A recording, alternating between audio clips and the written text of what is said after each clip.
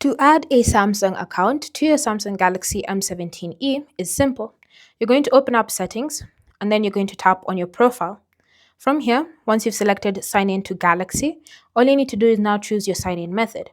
Now you can choose to sign in with Google, email or phone number, QR code, or if you don't have any of those options available, you can choose to create your own custom account. If you forgot your ID or password, you can also choose to go ahead and select any of those options. So choose your sign in method.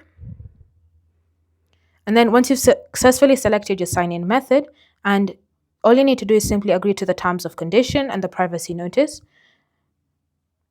and verify that it's you trying to sign in. So go ahead and verify. And once you've successfully entered in the verification code, you'll now be successfully signed into your Samsung Galaxy account. Thanks for watching. If you have any questions or comments, leave them down below, and I'll see you in the next video.